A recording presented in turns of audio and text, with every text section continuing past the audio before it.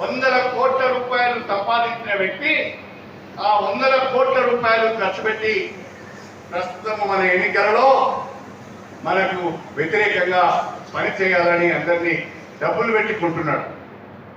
దళిత బంధువుల ద్వారా ఎవరి దగ్గర అయితే డబ్బులు తీసుకున్నాడో వాళ్ళందరికీ నేనే డబ్బులు ఇస్తా, మీరెవరు భయపడకండి అని వాళ్ళకు భరోసా ఇచ్చి రాజయ్యకు బదులు డాక్టర్ పల్లరాజేశ్వర రెడ్డి గారే ఎవరి దగ్గర అయితే డబ్బులు తీసుకున్నాడో వాళ్ళకి డబ్బులు ఇచ్చి వాళ్ళని దగ్గర తీసుకునే ప్రయత్నం చేస్తున్నాడు.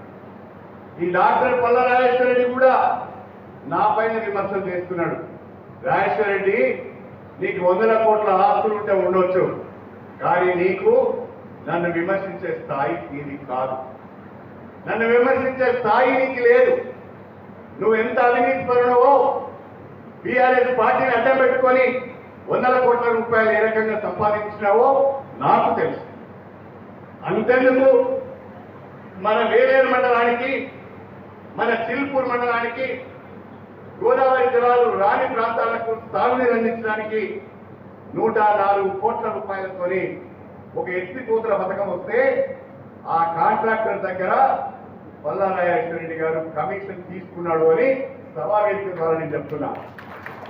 రాజేశ్వర రెడ్డి, నీకు ధైర్యం ఉంటే చెప్పు, నువ్వు తీసుకోలేదు అని నువ్వు తీసుకున్నట్టుగా నేను నిరూపించడానికి సిద్ధంగా ఉన్నాను. నీ శాసనసభ్యత్వానికి రాజీనామా చేస్తావని నేను అడుగుతున్నాను.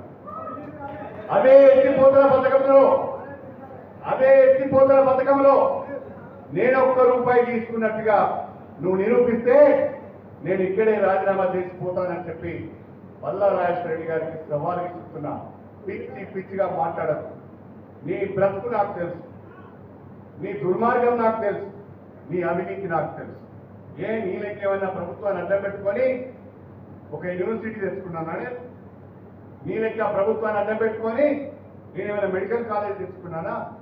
నీ లెక్క ప్రభుత్వాన్ని అడ్డం పెట్టుకొని తమ్మునికి వ్యాపార లావాదేవీలలో వాటాలు ఇచ్చిందా నేనేమన్నా? మన ఊరు మన బడిలో కాంట్రాక్టర్లు ఎవరు తీసుకున్నారు? రాజేశ్వర రెడ్డి గారి తమ్ముడు తీసుకున్నారు. ఆ రాజేశ్వర రెడ్డి తమ్ముడి మీద కేసు అయింది. ఆయన మీద ఇప్పుడు పోలీస్ స్టేషన్లో ఎఫ్ఐఆర్ అయింది.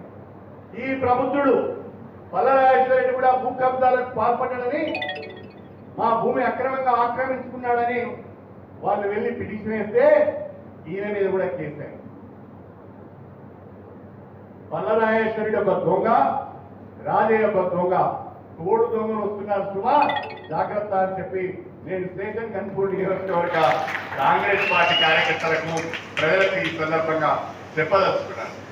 రాజేశ్వర రెడ్డి గారిని, రాజయ్య గారు మా సూడశపల్లి నీ గ్రామంలో ఉన్న ఫంక్షన్ హాల్ వేదికగా మాట్లాడుతున్నా.